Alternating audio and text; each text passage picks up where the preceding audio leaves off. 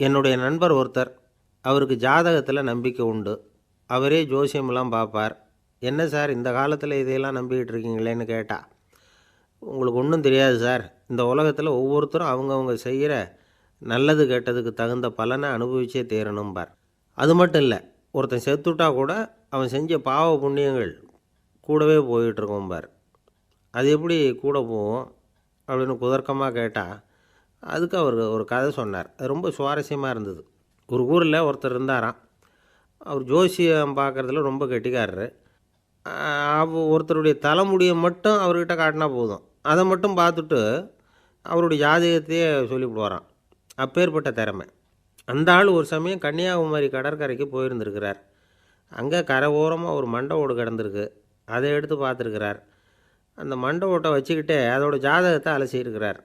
இந்த மண்டை ஓட்டுக்கு உரிய ஆசாமி வாழ்க்கையில் ரொம்ப கஷ்டப்பட்டுருக்கிறான், நிறைய கஷ்டத்தை அனுபவிச்சிருக்கிறான், அது தாங்க முடியாமல் தான் கடலில் விழுந்து தற்கொலை பண்ணிகிட்ருக்கான் அப்படிங்கிறத அவர் கணிச்சுட்டார். இருந்தாலும் இந்த மண்டை ஓடு இன்னமும் அனுபவிக்க வேண்டியது பாக்கி இருக்குது அப்படிங்கிறதையும் அவர் உணர்றார். அது சரி, ஒருத்த உயிரோடு இருக்கிற வரைக்கும் தானே நல்லது கெட்டதை அனுபவிக்க முடியும். செத்ததுக்கு அப்புறமும் பாக்கி இருக்குன்னா அதை எப்படி அனுபவிக்கிறது? இந்த மண்டை ஓட்டுக்கு இன்னும் கொஞ்சம் பாக்கி இருக்குது அப்படிங்கிறது அவருக்கு புரிஞ்சதே தவிர அதோட அர்த்தம் என்னங்கிறது அவருக்கு சரியாக விளங்கலை. சரி, இதை இன்னும் கொஞ்சம் விவரமாக ஆராய்ச்சி பண்ணி பார்ப்போம் அப்படின்னு நினச்சிக்கிட்டு அதை தன்னுடைய வீட்டுக்கு எடுத்துகிட்டு போயிட்டார். அந்த மண்டை ஓட்டை ஒரு பொட்டியில் வச்சு பூட்டினார். தன்னுடைய தனி அறையில் அதை பத்திரமா வச்சுக்கிட்டார். தினமும் ராத்திரி ஆனதும் தன்னுடைய மனைவியை பார்த்து, நீ போய் பூஜை அறையில் தனியாக படுத்துக்கோ அப்படின்னு சொல்லிவிட்டு, இவர் தினம் ராத்திரி 12 மணிக்கு பொட்டியை திறந்து அதை பார்ப்பார். மண்டை ஓடு அப்படியே இருந்ததே தவிர இன்னும் கொஞ்சம் பாக்கி இருக்குங்கிறதுக்கு அர்த்தம் அவருக்கு விளங்கலை. அந்த மண்டை ஓட்டுக்கு இன்னும் என்ன பாக்கி இருக்க போகுது? இப்படியே ஒரு 10 நாள் போச்சு. அந்த வீட்டம்மாவுக்கு சந்தேகம் வந்துட்டுது. நம்ம வீட்டுக்காரர் நம்மளை தனியாக ஏன் தூங்க சொல்கிறார் அப்படிங்கிற சந்தேகம். உடனே பக்கத்து வீட்டு அம்மாக்கிட்ட விஷயத்தை சொல்லியிருக்கிறாங்க. அந்த அம்மா உடனே, நீ கவலைப்படாத, நான் கண்டுபிடிச்சி சொல்கிறேன்னு சொல்லிவிட்டாங்களாம். அன்றைக்கி ராத்திரியே ஜன்னல் வழியாக எட்டி பார்த்துருக்குறாங்க. இந்த ஆள் மண்டை ஓட்டை கையில் வச்சுக்கிட்டு அதை திருப்பி திருப்பி அப்படியும் அப்படியும் பார்த்துக்கிட்டு இருந்தது தெரிஞ்சுட்டுது. மறுநாள் காலையில் அவரோட மனைவியை பார்த்தாங்க. ஏம்மா, உன் வீட்டுக்காரருக்கு நீ முதல் மனைவியா 2வது மனைவியா அப்படின்னு கேட்டாங்க. எனக்கு தெரிஞ்ச வரைக்கும் நான் ஒருத்தி தான் அவருடைய மனைவின்னாங்க. அப்படி இல்லை, நீ அவருக்கு 2வது மனைவி. முதல் மனைவியின் மண்டை ஓடு தான் அவர் கையில் இருக்குப்போ, அதை தான் அவர் தினமும் ராத்திரியில் எடுத்து பார்த்துக்கிட்டு இருக்கிறாரு அப்படின்னு விட்டாங்க அந்த அடுத்த வீட்டம்மா. அப்படியா விஷயம்னு சொல்லிவிட்டு கணவன் வீட்டில் இல்லாத நேரமாக பார்த்து அந்த மண்டை ஓட்டை எடுத்து கொண்டாந்து ஒரு உரலில் போட்டு உலக்கையால் குத்தி நொறுக்க ஆரம்பிச்சுட்டுது அந்த அம்மா. வெளியே போயிருந்த அந்த ஆள் அப்போ தான் உள்ளே நுழைஞ்சார். மண்டை ஓடு உலக்கைக்கிட்ட குத்து வாங்கிட்டு இருக்கு. அது அனுபவிக்க வேண்டியது இன்னும் கொஞ்சம் பாக்கி இருக்குது அப்படிங்கிறதுக்கான அர்த்தம் எனக்கு இப்போ தான் புரிஞ்சுதுன்னாராம் அவர். இந்த கதையிலேருந்து நாம் இன்னொரு நீதியையும் புரிஞ்சுக்கணும். அதாவது நம்ம வீட்டை பற்றி நமக்கு தெரியாததெல்லாம் அடுத்த வீட்டுக்காரங்களுக்கு நல்லா தெரியும். ரொம்ப நாளைக்கு முன்னாடி ஒரு நாள் கோவலன் நாடகம் நடந்தது. எங்கள் மதுரையில் நடந்தது. அதில் ஒரு முக்கியமான கட்டம். கண்ணகி கிட்ட சிலம்பை வாங்கிக்கிட்டு அதை விற்கிறதுக்காக மதுரை நகருக்கு புறப்படுறான் கோவலன். அந்த சமயத்தில் கண்ணகி பாடுற மாதிரி ஒரு நாடக பாடல் நாடக ஆசிரியர் எழுதினது. அது என்ன பாட்டுன்னா, மா பாவியோர் கூடி வாழும் மதுரைக்கு மன்னா போகாதீர் என்று அப்படின்னு ஆரம்பிக்கும் அந்த பாட்டு. இதுதான் அந்த பாட்டு. இதை கண்ணகி மேடையில் பாடின உடனே கூட்டத்தில் சலசலப்பு. நம்ம ஊர்லேயே நமக்கு முன்னாடியே நின்றுக்கிட்டு மா பாவியோர் கூடி வாழும் மதுரை அப்படின்னு சொல்கிறாங்களே, என்ன தைரியம் அப்படின்னு எல்லாம் குழப்பம் பண்ண ஆரம்பிச்சிட்டாங்க. மக்கள் சத்தம் போட ஆரம்பிச்சிட்டாங்க. எதிர்ப்பு குரல் அது பாட்டுக்கு வர வர அதிகமாக போட்டுது. கொண்டுக்கிட்டு வா அந்த நாடக ஆசிரியரை, எழுதுனது யார் அப்படின்னு ஒரே சத்தம், கூச்சல். வேறு வழி இல்லை. மெதுவாக மேடைக்கு வந்தார் அந்த நாடக ஆசிரியர். 4 பக்கத்திலிருந்தும் கேள்வி கணைகள். மக்களை பார்த்து கொஞ்சம் அமைதியாக இருங்கோ அப்படின்னு சொல்லிவிட்டு தன்னுடைய விளக்கத்தை சொல்ல ஆரம்பித்தார் அந்த நாடக ஆசிரியர். மா அப்படின்னு சொன்னால் திருமகளாகிய லட்சுமி அப்படின்னு அர்த்தம். பா அப்படின்னா கலைமகளாகிய சரஸ்வதி. வி அப்படின்னா மலைமகளாகிய பார்வதி. மா பாவியோர் அப்படின்னா திருமகளும் கலைமகளும் மலைமகளும், இவங்க மூவரும் அப்படின்னு அர்த்தம். இந்த 3 பேரும் வாழ்கின்ற மதுரை புனிதம் நிறைந்தது, சகல செல்வங்களும் நிறைஞ்சது. அப்படிப்பட்ட ஊரில் நான் அணிந்து கொள்ளும் இந்த சாதாரண சிலம்பை யார் வாங்கிக்குவாங்க? அப்படிங்கிற எண்ணத்தோடு தான் கண்ணகி அப்படி சொல்கிறா. அதை நினச்சி தான் நான் எழுதினேன். ஆகவே மதுரையை ரொம்ப சிரமப்படுத்தணும், ரொம்ப மோசமாக எழுதணும் அப்படிங்கிற எண்ணம்லாம் எனக்கு கிடையாது. பெருமைப்படுத்தணும்னு நினச்சி தான் அப்படி எழுதினேன் அப்படின்னு விளக்கம் கொடுத்தாராம். இந்த விளக்கத்தை கேட்டதும் எல்லாரும் ரொம்ப சமாதானம் ஆகிட்டாங்களாம். இப்படி விளக்கம் கொடுத்த அந்த நாடக ஆசிரியர் யார் தெரியுமா? அவர் தான் தமிழ் நாடக உலகின் முதல் ஆசான் சங்கரதாஸ் சுவாமிகள். அவருக்கு நகைச்சுவை உணர்வும் அதிகம். 1920ஆம் ஆண்டு திருநெல்வேலியில் அவர் தங்கியிருக்கிறார் நாடகம் நடத்துறதுக்காக. அவர் தங்கியிருந்த வீட்டில் கொசு மூட்டை பூச்சி அதிகமாக இருந்திருக்கு. அவரால் தூங்கவே முடியல. அவர் அனுபவித்த தொல்லைகள் ஒரு பாட்டாக உருவாச்சு. வேடிக்கையாக ஒரு பாட்டு எழுதினாராம். மூட்டையும் கொசுவும் ஒரு வீட்டிலே மீட்டிங் போட்டால் முன்னே நிற்க யாரால் முடியும்? கொசு மோகன ராகம் போல சத்தம் போட்டு முன்னே நின்று செய்திடும் யுத்தம். இதை மறுநாள் நாடகத்தில் கோமாளி வேஷம் போட்ட ஒரு சிறுவனை விட்டு பாட வச்சுருக்கார். எல்லாரும் சிரித்து ரசித்தாங்களாம். சங்கரதாஸ் சுவாமிகள் கல்யாணமே பண்ணிக்கல, துறவி மாதிரியே வாழ்ந்திருக்கார். தமிழ் நாடக கலைக்கு தன்னையே அர்ப்பணம் பண்ணிக்கிட்டவர் அவர். 1922 நவம்பர் மாதத்தில் ஒரு நாள் புதுச்சேரியில் அவர் வாழ்க்கை முடிஞ்சுது. அப்போ அவருக்கு வயசு 55. சங்கரதாஸ் சுவாமிகள் நாடக ஆசிரியர் மட்டும் இல்லை, மேடை நாடக இயக்குனர், தயாரிப்பாளர், அவரே ஒரு சிறந்த நடிகர். ஒரு தடவை சாவித்திரி நாடகத்தில் இவர் யமதர்மனாக வேஷம் போட்டு நடிச்சிருக்கிறார். நாடகம் பார்த்துக்கிட்டு இருந்த கருவுற்ற ஒரு பெண்மணிக்கு பயத்தினால அங்கேயே குழந்தை பிறந்துட்டு தான். அந்த நிகழ்ச்சிக்கு அப்புறம் இவர் இந்த வேஷம் போடுறப்போலாம் ஜனங்களுக்கு முன்கூட்டியே எச்சரிக்கை கொடுக்க ஆரம்பிச்சிருவாராம். அதாவது அப்படி யாராவது பயப்படுறவங்க இருந்தால் கொஞ்சம் கண்ணை மூடிங்க அல்லது எழுந்திரிச்சு போடுங்கன்னு. நடிப்புன்னா அப்படிலாம் இருக்கணும். இந்த காலத்தில் நடிகர் ஒருத்தர் சொன்னார், சார் நான் இந்த நாடகத்தில் நடிக்கிறப்போ முகத்தில் நவரசங்களையும் காட்டி நடித்தேன், உணர்ச்சிகளையெல்லாம் நல்லா காட்டி நடித்தேன். அப்படி இருந்தும் ஜனங்கள் கல் எடுத்து மேடையில் வீசிவிட்டாங்க சார் அப்படின்னார். நாடகத்தில் உங்களுக்கு என்ன வேஷம் அப்படின்னு கேட்டாங்க. அது செத்து கிடக்கிற பணமாக நடித்தேன் சார் அப்படின்னார். ஒரு குரு, இளம் சீடர்கள் எதிரில் உட்காந்துருக்கிறாங்க. குரு பாடம் நடத்திக்கிட்டு இருக்கிறார். சீடர்களுக்கு ஒரு ஆசை, அதாவது ஒரு முக்கியமான மந்திரத்தை நம்ம குருநாதர்கிட்ட இருந்து கற்றுக்கணும் அப்படிங்கிறது அவங்க ஆசை. அது என்ன மந்திரம்னா, இறந்தவரை உயிர்ப்பிக்கக்கூடிய புனித மந்திரம், அதாவது செத்தவங்களுக்கு மீண்டும் உயிர் உண்டாக்குகிற மந்திரம். குருவே தயவு பண்ணி அந்த மந்திரத்தை எங்களுக்கு உபதேசிக்கணும் அப்படின்னு கேட்டாங்க. அது ரொம்ப ஆபத்தானது, அது என்னத்துக்கு உங்களுக்கு வேண்டாமேன்னாராம் குரு. எங்களுடைய நம்பிக்கை உறுதிப்படுறதுக்காகத்தான் கேட்குறோம், வேற ஒன்றும் இல்லை அப்படின்னு நாங்களாம் சீடர்கள். பக்குவப்படாத அறிவுங்கிறது ரொம்ப ஆபத்தானது அப்படின்னாராம் குரு. இது சீடர்களுக்கு புரியல. அது எப்படிங்க பக்குவப்படாத அறிவு ஆபத்தானதுன்னு சொல்கிறீங்க, அப்படின்னா என்ன அப்படின்னு கேட்டிருக்காங்க சீடர்கள். குரு அதுக்கு விளக்கம் கொடுத்தாராம். அந்த மந்திரத்தை எப்போ பயன்படுத்தணுங்கிறது முக்கியம். அதை அறியக்கூடிய ஞானம் ஏற்படுகிற வரைக்கும் அதை தெரிஞ்சுக்காமல் இருக்கிறது தான் நல்லது, இல்லைன்னா ஆபத்துன்னாராம். ஆனால் அந்த சீடர்கள் அதை கேட்குற மாதிரி இல்லை, ரொம்ப பிடிவாதம் பண்ண ஆரம்பிச்சிட்டாங்க. சரி வாங்க சொல்கிறேன்னார் குரு. எல்லாரும் வந்தாங்க. அந்த புனித மந்திரத்தை அவங்களுக்கு ரகசியமாக உபதேசம் பண்ணார். உபதேசம் பண்ணிவிட்டு அவங்களுக்கு எச்சரிக்கையும் கொடுத்தார். இந்த மந்திரத்தை நல்லா ஆராய்ச்சி பார்த்ததுக்கு அப்புறம்தான் உச்சரிக்கணும், அவசரப்பட்டு எதுவும் செஞ்சிடக்கூடாது அப்படின்னு ஒரு தடவைக்கு பல தடவை எச்சரிக்கை கொடுத்தார். சரின்னு சொல்லிவிட்டு அவங்கெல்லாம் மந்திரத்தை கற்றுக்கிட்டு எழுந்திரிச்சு போயிட்டாங்க. ஒரு நாள் அந்த சீடர்கள் எல்லாம் மணற்பாங்கான இடத்துல அப்படியே நடந்து போயிட்டுருக்கிறாங்க. ஒரு பாலைவன பகுதி மாதிரி ஒரு இடம். அங்கே ஒரு இடத்துல எலும்புகள் குவியலாக கிடந்தது. உடனே இந்த சீடர்கள் முன்ன பின்ன யோசிக்காமல், தியானமும் பண்ணாமல், அந்த மந்திரத்தோட பயனை சோதித்து பார்க்கணும் அப்படின்னு நினச்சிக்கிட்டு அந்த மந்திரத்தை உச்சரிக்க ஆரம்பிச்சிட்டாங்க. அவ்வளோதான். உடனே என்னாச்சு தெரியுமா? அந்த எலும்புகள் எல்லாம் ஓநாய்களாக மாறி அவங்கள துரத்த ஆரம்பிச்சிட்டுது. சீடர்கள் எல்லாம் தலைதெறிக்க ஓட ஆரம்பிச்சிட்டாங்க.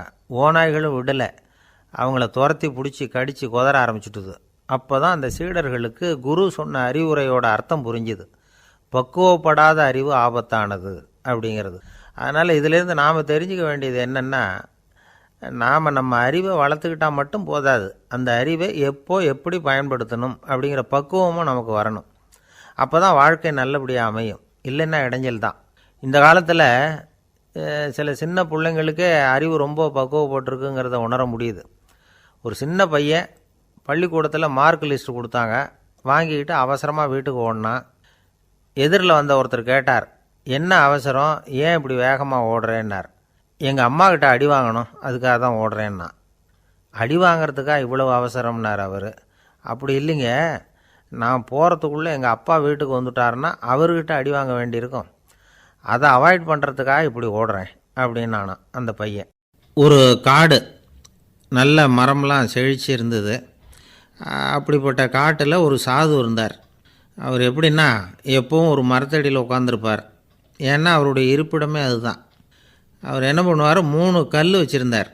செங்கல் மாதிரி இருக்கும், ஆனால் அதை விட கொஞ்சம் பெருசாக இருக்கும். எதுக்கு அந்த 3 கல்லுன்னா அதுதான் அவருடைய படுக்கை. அதாவது தூங்குறப்ப ஒரு கல்லை தலைக்கு கீழே வச்சுக்குவார், இன்னொரு கல்லை இடுப்புக்கு கீழே வச்சுக்குவார், இன்னொரு கல்லை காலுக்கு கீழே வச்சுக்குவார். உடம்பை ஒரு அப்படியே ஒரு தகட்டால் மூடிக்குவார், அப்படியே தூங்கி போடுவார். மழை பெய்யுதுன்னு வச்சுங்க, அவர் உடம்பு 3 கல் மேலே இருக்குதா, அதனால் தண்ணி அடியில் ஓடி போடும், உடம்பு நனையாது. மேலே தகடு இருக்கிறதுனால மழையும் உடம்புல படாது. அவர் தூக்கமும் கெடாது, நிம்மதியாக தூங்குவார்.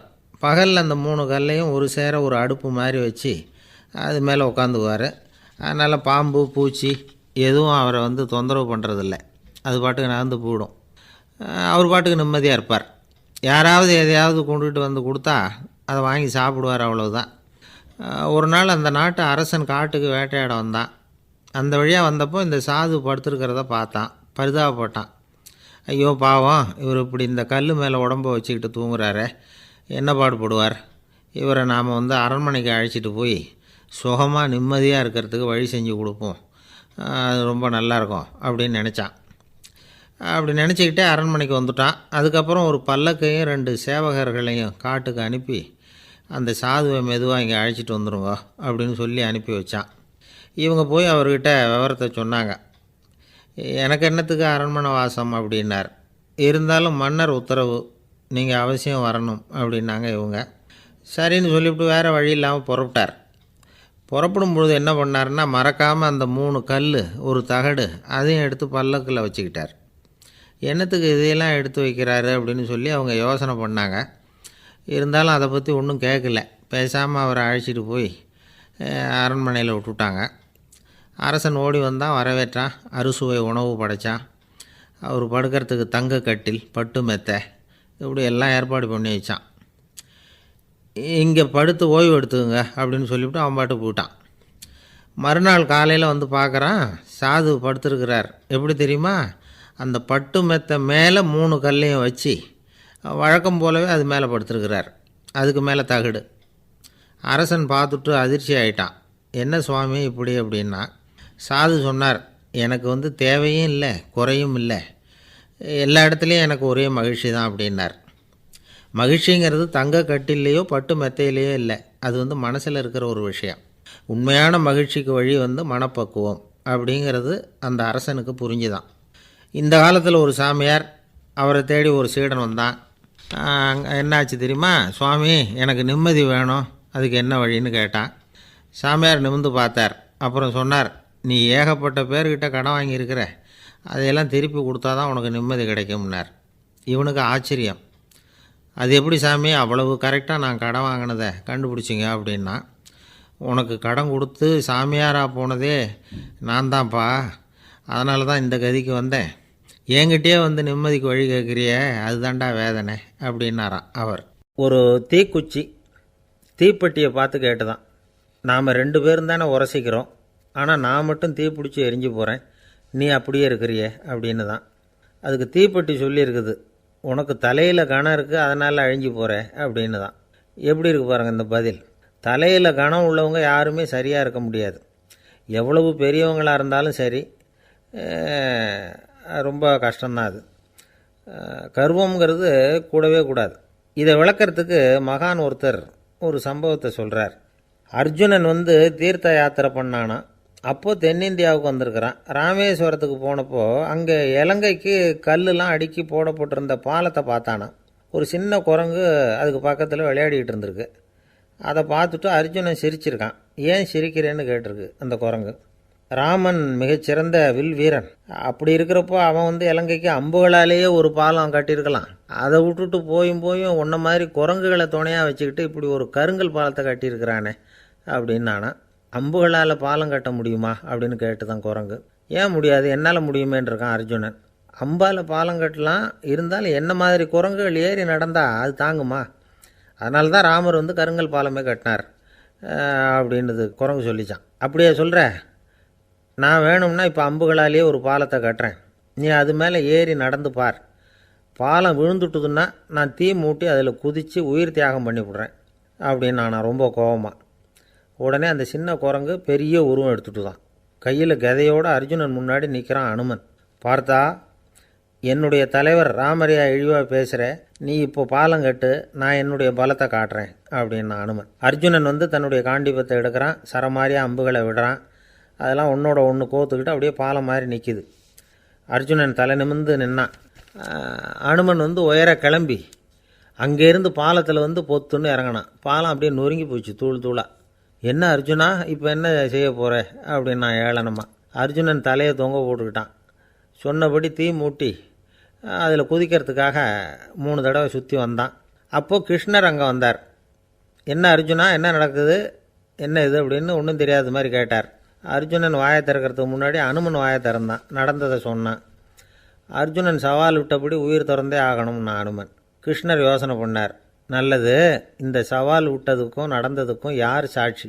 பெரிய ஒருத்தரை சாட்சியாக வச்சுக்கிட்டல்லவா நீங்கள் இந்த போட்டியை நடத்தியிருக்கணும் அப்படின்னார். அதனால் என்ன, இப்போ மறுபடியும் அந்த போட்டியை நடத்திவிட்டா போச்சு, என்னால் அந்த அம்பு பாலத்தை நொறுக்க முடியாதா அப்படின்னா அனுமன். சரி, இப்போ மறுபடியும் அது நடக்கட்டும்னார் கிருஷ்ணர். அர்ஜுனன் அம்பு பாலம் அமைச்சான். அனுமன் ஏறி குதிச்சான். பாலம் அசைஞ்சு கொடுக்கவே இல்லை, அவ்வளோ உறுதியாக இருக்குது. இப்போ அனுமன் தலையை குனிஞ்சிக்கிட்டான். அர்ஜுனன் நன்றியோடு நிமிர்ந்து பார்த்தான். கிருஷ்ணருடைய தோள்கள்லேயும் முதுகள்லேயும் ரத்தம். என்ன சுவாமி, என்ன நடந்ததுன்னு நான் பதறி போய், உன் அம்பு பாலத்தை நான் தான் முட்டு கொடுத்து தாங்கிக்கிட்டு இருந்தேன். அனுமன் குதித்தப்போ என் மேலே ஏற்பட்ட காயங்கள் இவை. பின்ன உன்னுடைய அம்பு பலத்தினாலேயா பாலம் நின்றுதுன்னு நினைக்கிற அப்படின்னாரான். முதல்ல வந்து அர்ஜுனன், அப்புறம் அனுமன் 2 பேருக்குமே கர்வ பங்கம் ஆகிட்டு தான். அதாவது அவங்கக்கிட்ட இருந்த கர்வம் போயிட்டுது. யாராக இருந்தாலும் கர்வம் கூடாதுங்கிறத இதிலேருந்து நாம் புரிஞ்சுக்கணும். இந்த காலத்தில் நாமெல்லாம் எந்த விஷயத்துக்கெல்லாம் கர்வப்பட்டுக்கிட்டு இருக்கோம் தெரியுமா? 2 பெண்கள் தங்களுடைய கணவன்மார்களை பற்றி ரொம்ப பெருமையாக பேசிக்கிட்டாங்களாம். அதில் ஒரு அம்மா சொல்லியிருக்கு, என் வீட்டுக்காரர்கிட்ட எந்த சப்ஜெக்ட் கொடுத்தாலும் சரி, அந்த விஷயத்தை பற்றி அழகாக 1 மணி நேரம் பேசுவார் அப்படின்னாங்களாம். உடனே இன்னொரு அம்மா, அது என்ன பிரமாதம், என் வீட்டுக்காரருக்கு சப்ஜெக்டே தேவையில்லை, விஷயமே இல்லாமல் நாள் பூரா பேசிக்கிட்டு இருப்பார் அப்படின்னாங்களாம். நம்பிக்கை இல்லைன்னா இந்த உலகத்தில் நாம் வந்து நடமாடவே முடியாது. அவநம்பிக்கையோடு இருந்துக்கிட்டு இருந்தால் என்றைக்கும் அவஸ்தை தான். நாம் நம்புறது நடக்குதோ இல்லையோ அது வேறு விஷயம். ஆனால் எதையும் நம்பி தான் நாம் அடி வைக்க வேண்டியிருக்கு. வேறு ஒன்றும் வேணாம், ஒரு லாட்ரி சீட்டு வாங்குகிறோம், அது எங்கே நமக்கு விழப்போகுது அப்படிங்கிற அவநம்பிக்கையோடவா வாங்குகிறோம்? பரிசு நமக்கு தான் அப்படிங்கிற நம்பிக்கை உள்ளூர இருக்கிறதுனால தான் அதை வாங்குகிறோம். இருந்தாலும் முடிவு வேறு மாதிரி ஆகிடுது. அதுக்காக மனசு சோர்ந்து போகிறதில்ல, அடுத்த மாதமும் சீட்டு வாங்குகிறோம். இந்த நம்பிக்கை தான் மனித வாழ்க்கைக்கு ஆதாரம். ஒரு கடையில் போய் டீ சாப்பிட்றீங்க, அந்த டீ நல்ல டீ தானா, அதில் விஷம் கலந்துருக்குமா அப்படிங்கிற சந்தேகம் வந்துட்டுதுன்னு வச்சுங்க. அதுக்கப்புறம் அதை எப்படி நீங்கள் சாப்பிட முடியும்? நம்பி தான் சாப்பிட்ணும். ரயில் ஒழுங்காக போய் சேருங்கிற நம்பிக்கை இருக்கிறதுனால தான் அதில் ஏறி உட்காடுறோம். லெட்டர் ஒழுங்காக போய் சேருங்கிற நம்பிக்கை இருக்கிறதுனால தான் பெட்டியில் போடுறோம். சரி, நம்ம கதையெல்லாம் நம்மளோட இருக்கட்டும். மனித நம்பிக்கை வந்து எந்த அளவுக்கு உறுதியாகவும் அறிவுபூர்வமாகவும் இருக்கணுங்கிறதுக்கு அலெக்சாண்டர் வாழ்க்கையில் நடந்த ஒரு சம்பவத்தை உதாரணமாக சொல்லலாம். இந்த உலகத்தையே ஜெயிக்கணும்னு புறப்பட்டார் அலெக்சாண்டர். ஒரு கட்டத்தில் அவர் சிட்னஸ் நதி கரைக்கு வந்து சேர்ந்தார். அந்த சமயத்தில் அவருக்கு கடுமையான நோய் வந்துட்டுது. அவர் கூடவே வந்திருந்த கிரேக்க வைத்தியர்கள் என்னென்னமோ முயற்சியெல்லாம் பண்ணி பார்த்தாங்க. இருந்தாலும் அலெக்சாண்டருக்கு வந்திருக்கிறது என்ன நோய்ங்கிறத அவங்களால கண்டுபிடிக்க முடியல. ஏன்னா அந்த பகுதியில் உள்ளவங்களுக்கு மட்டுமே அதிகமாக வரக்கூடிய ஒரு வினோதமான நோயாக இருந்தது அது. ஆனால் அவர் இருக்கிற இடம் எதிரியோட இடம், பாரசீக மன்னனோட ஆளுகைக்கு உட்பட்ட இடம். என்ன பண்ணுறது அப்படின்னு எல்லாரும் யோசனை பண்ணாங்க. பாரசீக மன்னனோட அரண்மனையில் இருக்கிற வைத்தியர் வந்தால் இந்த நோயை குணப்படுத்தி விடுவார் அப்படின்னு சொன்னாங்க. இருந்தாலும் எதிரியோட நாட்டில் இருக்கிற வைத்தியரை கூப்பிட்டு எப்படி நம்பி வைத்தியம் பார்க்க சொல்கிறது அப்படின்னு சொல்லி எல்லோரும் தயங்கினாங்க. ஆனால் அலெக்சாண்டர் தயங்கலை. பரவாயில்ல, அழைச்சிட்டு வாங்கன்னு விட்டார். உடனே அவரை போய் அழைச்சிட்டு வந்துட்டாங்க. அவர் வந்தார். அலெக்சாண்டர் உடம்பை பரிசோதனை பண்ணி பார்த்தார். சரி, இதை வந்து குணப்படுத்தி விடலாம், பயப்பட வேண்டியதில்லை, ஆனால் இதுக்கு ஒரு மூலிகை ரசம் தயார் பண்ணி கொடுக்கணும். நான் போய் அதை தயார் பண்ணிவிட்டு 2 நாளில் திரும்பி வந்துடுறேன் அப்படின்னு சொல்லிவிட்டு போனார் அந்த வைத்தியர். அதே மாதிரி 2 நாளில் திரும்பி வந்தார் மூலிகை ரசத்தோட. இதுக்கு இடையில் அலெக்சாண்டரோட தளபதிகளில் ஒருத்தர் ரகசியமாக ஒரு எச்சரிக்கை கடிதம் கொடுத்து அனுப்பியிருக்கிறான். அதை வாங்கி என்ன விஷயம்னு பார்த்தார். இப்போ உங்ககிட்ட வந்திருக்கிற எதிரி நாட்டு வைத்தியரை நம்பாதீங்கோ, அவன் கொண்டுகிட்டு வந்திருக்கிற மூலிகை ரசத்தில் விஷம் கலந்துருக்குது அப்படின்னு அதில் எழுதியிருக்கு. அதை பார்த்தார் அலெக்சாண்டர். இருந்தாலும் கொஞ்சம் கூட அலட்டிக்கலை. வைத்தியர் கொடுத்த மருந்தை வாங்கி கடகடன்னு குடிச்சிட்டார். குடிச்சுட்டு அதுக்கப்புறம் அந்த கடிதத்தில் இருந்த விஷயத்தை அந்த வைத்தியர்கிட்ட சொன்னார். வைத்தியர் திகைச்சு போயிட்டார். தன் மேலே அலெக்சாண்டர் வச்சுருக்கிற நம்பிக்கையை பார்த்து அவருக்கு ரொம்ப வியப்பு. வைத்தியர் உண்மையிலேயே நல்ல மருந்து தான் கொண்டுகிட்டு வந்து கொடுத்துருக்கிறார், அதில் விஷம்லாம் எதுவும் கலக்கலை. அதுக்கப்புறம் அலெக்சாண்டர் அந்த வைத்தியரை பார்த்து சொன்னாராம், நம்பிக்கைங்கிற அச்சாணியை ஆதாரமாக வச்சுக்கிட்டு தான் இந்த உலகம் சுற்றிக்கிட்டு இருக்குது. எனக்கு எதிரியாக இருந்தாலும் பாரசீக மன்னர் ரொம்ப பெரியவர். அப்பேற்பட்ட மன்னருடைய அரண்மனை வைத்தியர் தொழில் நேர்மை இல்லாதவராக இருக்க மாட்டார். அப்படி இருந்தால் அவரை அரண்மனை வைத்தியராக வச்சிருக்கவே மாட்டாங்க அப்படின்னு நம்பினேன். என்னுடைய நம்பிக்கை வீண் போகலை அப்படின்னாராம். இதுதான் மானுட நம்பிக்கைங்கிறது. இந்த காலத்துலேயும் இது மாதிரி இந்த மானுட நம்பிக்கை ரொம்பவும் சாமர்த்தியமாக கையாளுகிற கெட்டிக்காரங்க சில பேர் இருக்கிறாங்க. இந்த காலத்து குரு, அவருக்கு ஒரு சிஷ்யன். குரு முன்னாடி அந்த சிஷ்யன் ரொம்ப பணிவாக நின்று, குருவே, உங்கள் கையால் விஷத்தை கொடுத்தாலும் அதை வாங்கி மடமடன்னு குடிச்சிருவேன் அப்படின்னா. உன்னுடைய குரு பக்தியை மெச்சினேன் அப்படின்னார் குரு. அதுக்கு அந்த சிஷ்யன், அப்படி இல்லை குருவே, உங்கள்கிட்ட சிஷ்யனாக இருக்கிறத விட உங்கள் கையால் விஷத்தை வாங்கி குடிச்சு விட்றது ரொம்ப நல்லது, அதனால தான் அப்படி சொன்னேன் அப்படின்னா. ஒரு ஊரில் ஒரு பெரிய ஞானி இருந்தார். அவர் படுக்கையில் இருந்தார். இன்னும் கொஞ்சம் நேரம்தான் அவர் இந்த உலகத்தில் இருக்க போகிறார். அவரை சுற்றி ஏகப்பட்ட கூட்டம். ஏற்கனவே அவருடைய உபதேசங்களை கேட்டவங்க பல பேர் அவரை சுற்றி நிற்கிறாங்க. அந்த ஞானி மெதுவாக கண்ணை திறந்து பார்க்குறார்.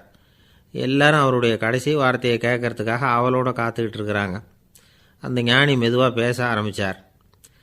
நான் என்னுடைய வாழ்நாள் பூராவும் உங்களுக்கு நிறைய போதனைகள் சொல்லிக்கிட்டு இருக்கிறேன். பேரானந்தம், மகிழ்ச்சி, தியானத்தன்மை, இதை பற்றியெல்லாம் சொல்லியிருக்கிறேன். இப்போ நான் வேறு ஒரு கரைக்கு போய்கிட்டுருக்கிறேன். நான் இனிமேல் இந்த கரையில் இருக்க மாட்டேன். நீங்கள் நான் சொன்னதையெல்லாம் கேட்டீங்க, ஆனால் எதையும் நீங்கள் நடைமுறைப்படுத்தி பார்க்கல. எல்லாம் கேட்டதோடு சரி, அதோடு விட்டுவிட்டீங்க. அப்புறம் அதை தள்ளி போட்டுக்கிட்டே வந்துட்டீங்க. மேலும் அதை தள்ளி போடுறதுல எந்த பிரயோஜனமும் கிடையாது. இப்போ நான் போய்கிட்டு இருக்கிறேன். உங்களில் யாராவது என்னோட வர்றதுக்கு தயாரா அப்படின்னு கேட்டார். அவ்வளவுதான். யாரும் வாயை திறக்கலை. ஒரே மௌனம், சத்தமே இல்லை. ஒருத்தர் பார்த்துக்கிட்டே நிற்கிறாங்க. அந்த கூட்டத்தில் ஒரு ஆள் அந்த ஞானி கூடவே 40 வருஷத்துக்கு மேலே இருந்திருக்கிறான். அவனும் வாயை திறக்காமல் இன்னொருத்தன் முகத்தை பார்த்துக்கிட்டே நிற்கிறான். இந்த சமயத்தில் பின்னாடி நின்றுக்கிட்டு இருந்த ஒருத்தன் கையை தூக்கினான். ஞானி அவனை பார்த்தார். சரி, ஒருத்தனுக்காவது நம்மோட வர்றதுக்கு தைரியம் இருக்குது அப்படின்னு நினச்சார். ஆனால் அந்த ஆள் என்ன சொன்னான் தெரியுமா? ஐயா, நீங்கள் கேட்குறப்போ நான் உடனே எழுந்திருக்கல, கையை மட்டும்தான் தூக்கினேன். என்ன காரணம்னா, நான் எப்படி அடுத்த கரைக்கு சேர்றதுங்கிறத தெரிஞ்சுக்கிறதுக்காக தான். அந்த விவரத்தை மட்டும் இப்போ உங்ககிட்ட இருந்து நான் தெரிஞ்சுக்க ஆசைப்பட்றேன். ஏன்னா இப்போ நான் உங்கள் கூட வர்றதுக்கு தயாராக இல்லை. எவ்வளவோ காரியங்களை நான் இன்னும் இங்கே முடிக்க வேண்டியிருக்குது. வீட்டுக்கு ஒரு விருந்தினர் வந்திருக்கிறார். என்னுடைய இளைய மகனுக்கு கல்யாணம் பண்ணி வைக்கணும். அதனால் இன்றைக்கி உங்கள் கூட வர முடியாது. அது மட்டும் இல்லை, இப்போ உங்கள் கூட அடுத்த கரைக்கு வந்தால் திரும்பி வர முடியாதுன்னு வேறு சொல்கிறீங்க. அதனால் இப்போ நான் வரல. இன்னொரு நாள் நிச்சயமாக நான் வர்றேங்க, உங்களை சந்திக்கிறேன். அதனால் இப்போ நீங்கள் இன்னொரு தடவை எங்களுக்கு விளக்கமாக சொல்லணும். ஏற்கனவே பல தடவை சொல்லியிருக்கிறீங்க. தயவு பண்ணி இப்போ ஒரு தடவை சொன்னீங்கன்னா சௌகரியமாக இருக்கும். அந்த அடுத்த கரையை அடையிறது எப்படி? இப்போ ஒரு தடவை அதை விளக்கமாக சொல்லிட்டிங்கன்னா நல்லா ஞாபகப்படுத்திக்குவேன். அது சரியான சமயம் வர்றப்போ இது எனக்கு உதவியாக இருக்கும் அப்படின்னு நானா. ஆனால் உண்மை என்ன தெரியுமா? அந்த சரியான சமயம் வரவே இல்லை அப்படிங்கிறது தான் உண்மை. இப்படி அந்த கதை முடியும். இந்த கதை அந்த ஒரு ஆளுக்கு மட்டும் இல்லை, கிட்டத்தட்ட எல்லாருக்குமே அது பொருந்தும் அப்படிங்கிறாங்க விவரம் தெரிஞ்சவங்க. எல்லாருமே அந்த சரியான தருணத்துக்காக தான் காத்துக்கிட்டு இருக்கிறாங்களாம். அதுக்காக ஜோசியம் பார்க்குறாங்க, கைரேகை பார்க்குறாங்க, நாளைக்கு என்ன நடக்குங்கிற ஆவலில் எல்லோரும் காத்துக்கிட்டு இருக்கிறாங்க. ஆனால் அந்த ஒரு நாள் ஒருபோதும் வரப்போகிறதில்ல. நீங்கள் தள்ளி போடுறதுக்காக பல அர்த்தமில்லாத காரணங்களை தேடுறீங்க அப்படிங்கிறார் ஒரு ஞானி. காத்திருக்கிறதுலேயே நம்ம காலம் ஓடி போயிடுது. ஏன்னா இன்றைக்கி நாம் சிந்திக்கிறது நாளைக்கு நாம் சிந்திக்கிறது இல்லை. ஒவ்வொரு நாளும் ஒவ்வொரு மாதிரி போயிடுது. நாளைக்கு மறுநாளை பற்றியே சிந்திக்கிறோம். இப்படியே அது பாட்டுக்கு போயிடும். கரையை தொட்டு பார்க்குறது எப்போ? இதுதான் கேள்வி. நமக்கு வேண்டியப்பட்ட ஒருத்தர் ஒரு ரயில்வே பிளாட்ஃபாரத்தில் நின்றுட்டு இருக்கிறார். அங்கே இருக்கிறவங்ககிட்ட கேட்குறாராம், விசாரிக்கிறார், ஏங்க கிழக்க போகிற ரயில் போயிட்டுதுங்களான்னாராம். போயிட்டுதுன்னு இருக்கிறாங்க. கொஞ்ச நேரம் கழித்து ஏங்க மேற்க போகிற ரயில் போயிட்டுதுங்களான்னு கேட்டிருக்காரு. போயிட்டுதுங்களான் இருக்காங்க. அப்புறம் கொஞ்சம் நேரம் கழித்து மறுபடியும் ஏங்க 10:30 மணி வண்டி போயிட்டுதான்னு கேட்டிருக்காரு. தொடர்ந்து காலையிலேருந்து சாயந்தரம் வரைக்கும் இப்படி ஒரே இடத்துல நின்றுட்டு கேட்டுக்கிட்டே இருக்கிறார். இதை பார்த்துக்கிட்டு இருந்த ஒருத்தர் அவர்கிட்ட வந்து, ஏங்க நீங்கள் எங்கே போகணும் அப்படின்னு கேட்டாராம். இவர் மெதுவாக சொன்னாராம், இந்த ரயில்வே லைனை தாண்டி அந்த பக்கம் போகணும் அப்படின்னாராம். ஒரு நண்பர் அவர்கிட்ட பேசிக்கிட்டு இருந்தேன். மனித உறவுகள் பற்றி அவர் சொல்லிகிட்டு இருந்தார். அமெரிக்காவில் தந்தை மகன் உறவு எப்படி இருக்குது அப்படிங்கிறத விளக்கிறதுக்கு அவர் ஒரு கதையை சொன்னார். ஒரு அப்பா பகல் பூராவும் அலுவலகத்தில் வேலை, ஓடி ஆடி உழைச்சிக்கிட்டு களைச்சி போய் ராத்திரி 10 மணிக்கு மேலே வீடு திரும்பினான். வீட்டு வாசலில் அவரோட மகன் காத்துக்கிட்டு இருக்கிறான். இன்னமும் தூங்கலை. அப்பாவை வாசல்லையே தடுத்து நிறுத்தி, அப்பா உனக்கு சம்பளம் எவ்வளவு அப்படின்னு கேட்குறான். ஏற்கனவே ஆஃபீஸ் பிரச்சனைகளால் அழுத்து போய் திரும்புகிற அப்பாவுக்கு கோவம் வந்துடுது. என்னடா இப்படிலாம் கேளுன்னு உங்கள் அம்மா உனக்கு சொல்லி கொடுத்தாளா அப்படின்னு சொல்லிவிட்டு உள்ளே போய் சட்டையை கட்டி மாட்டிவிட்டு குளிச்சுவிட்டு மறுபடியும் வெளியில் வந்து உடையை மாற்றுகிற சமயம் அப்போ மறுபடியும் மகன் உள்ளே வந்து நிற்கிறான் அவர் முன்னாடியே. அப்பா உனக்கு எவ்வளவு சம்பளங்கிறான் மறுபடியும். அப்பாவுக்கு எரிச்சல் அதிகமாகிட்டுது. மணிக்கு $20 போதுமா அப்படின்னார். அப்படின்னா எனக்கு ஒரு $10 தர முடியுமான்னா மகன். இதுக்கு தான் என் சம்பளம் எவ்வளவுன்னு கேட்டியா? 2ஆம் வகுப்பு படிக்கிற உனக்கு எதுக்குடா $10 அப்படின்னு கத்திவிட்டு தொலைக்காட்சி பெட்டியின் முன்னாடி போய் உட்காந்துக்கிட்டு ஏதோ நிகழ்ச்சியை பார்க்க ஆரம்பிச்சிட்டார். கொஞ்ச நேரம் கழித்து மறுபடியும் மகன் வந்து நிற்கிறான். அப்பா ப்ளீஸ் எனக்கு ஒரு $10 கொடுக்க முடியுமா? மகனுடைய கண்களில் கண்ணீர். என்னடா அவன் கண்ணீரை காட்டி காரியம் சாதிக்கலாம்னு பார்க்குறியா? ஒரு காசு கூட கொடுக்க மாட்டான் போ அப்படின்னு விரட்டி விட்டான். மகன் கண்ணீரை தொடச்சிக்கிட்டே கண்ணை தொடச்சிக்கிட்டு பேசாமல் போய் படுத்துக்கிட்டானா. கொஞ்ச நேரம் ஆச்சு. அப்பாவோட கோபம் கொஞ்சம் கொஞ்சமாக குறைஞ்சிது. பிள்ளைகிட்ட கோபமாக கத்துனது தப்பு தாங்கிறது புரிஞ்சுது அவனுக்கு. எழுந்திரிச்சு போனான், படுக்கை இறக்கி போனான். மகனை பார்த்தான். அவன் தலையணையை கட்டி பிடிச்சிக்கிட்டு அழுதுகிட்டு இருக்கிறான். அவனை மெல்ல நெருங்கி அவங்ககிட்ட எதமாக பேசுகிறதுக்கு ஆரம்பித்தானான். எதுக்குடா உனக்கு $10 பள்ளிக்கூடத்தில் கேட்டாங்களா அப்படின்னு கேட்டானான். மகன் சொல்லியிருக்கான், இல்லை டாடி, உனக்கு 1 மணி நேரம் சம்பளம் $20ன்னு சொன்னேன். நீ ஏற்கனவே எனக்கு கொடுத்த பாக்கெட் மணி $10 என்கிட்ட இருக்குது. இப்போ நீ இன்னொரு $10 கொடுத்தீங்கன்னா அதையும் சேர்த்து $20 ஆகிடும். அந்த $20 நான் உனக்கு கொடுத்துருவேன். அப்படி கொடுத்தா நீ என் கூட 1 மணி நேரம் செலவழிப்ப இல்லையா? அதுக்காக தான் $10 கேட்டேன் அப்படின்னு சொன்னானோ. அந்த அப்பா கண்ணு கலங்கி போச்சான். ஆதரவோடு தன்னுடைய மகனை கட்டி பிடிச்சி அழ ஆரம்பிச்சிட்டாராம். இதுதான் நண்பர் சொன்ன கதை.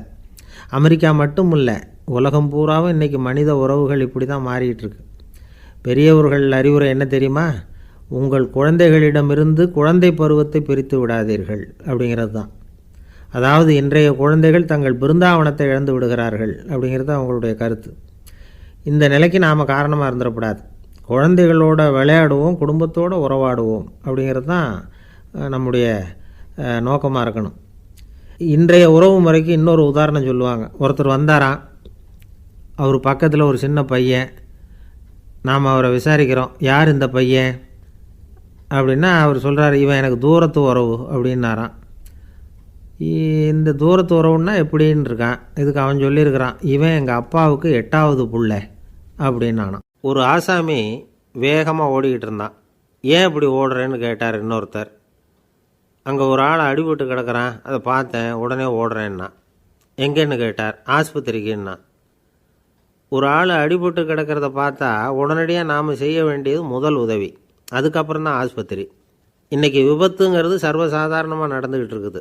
வாகன விபத்து, வெடிகுண்டு விபத்து, தீ விபத்து, கட்டடம் சரியறது, பூகம்பம், இப்படி நிறைய நடக்குது. ஒரு விபத்தை பார்த்துட்டா நம்மளில் பல பேர் நமக்கு என்னத்துக்கு வம்புன்னு ஒதுங்கி போயிடுறதும் உண்டு. சில பேர் துணிஞ்சு கிட்ட போய் உதவி செய்கிறதும் உண்டு. அப்படி உதவி செய்ய நினைக்கிறவங்களுக்கு உபயோகப்படுற தகவல் இது. விபத்தில் காயமடைஞ்சவங்களை 3 பிரிவாக பிரிக்கலாமா. முதல் வகை கொஞ்சம் சீரியஸானது, உயிருக்கு உடனே ஆபத்து தரக்கூடியது. மூளை காயம், முகம், கழுத்து காயங்கள், இருதயம், நுரையீரல் காயங்கள், வயத்தில் உள்ளுறுப்பு காயங்கள், அதிகப்படியான இரத்தப்போக்கு, இதனால எல்லாம் பாதிக்கப்பட்டிருந்தால் அது முதல் வகை. அப்படின்னு நாமளே மனசுக்குள்ளே முடிவு பண்ணிக்கணும்.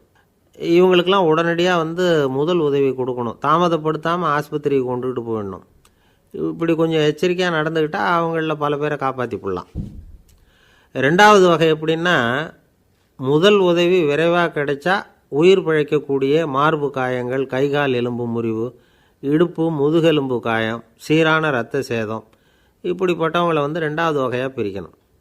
ஆபத்தில்லாத சிராய்ப்புகள், சிறு காயங்கள், இரத்த உறைவுகள், இதனால் பாதிக்கப்படுறவங்க மூணாவது வகை. ஒருத்தர் தலையில் அடிபட்டு நினைவு விழுந்துட்டார்னு வச்சுங்க, அவருக்கு வாந்தி வர்றதுனால புறையேறி மூச்சு அடைப்பு உண்டாகும். இப்படி ஆகாமல் இருக்கிறதுக்காக தலையை ஒரு பக்கமாக சாய்ச்சி வைக்கலாம். நாடி துடிப்பையும் இதய துடிப்பையும் தொட்டு பார்க்கணும். அது குறைஞ்சிருந்தாலும் சரி, நின்று இருந்தாலும் சரி, அவர் மார்பை நிமிஷத்துக்கு 80 தடவை உள்ளங்கையால் அழுத்தி இதய துடிப்பை மீட்கிறதுக்கு உதவி பண்ணணும். கழுத்தில் காயம்பட்டாலும் ஆபத்து அதிகம். கழுத்துக்கு அடியில் ஒரு துண்டை மடித்து வைக்கலாம். 2 பக்கமும் சின்ன தலையணை அல்லது துணி மடிப்புகளை வச்சு கழுத்தை அதிகமாக அசையாமல் பார்த்துக்கலாம்.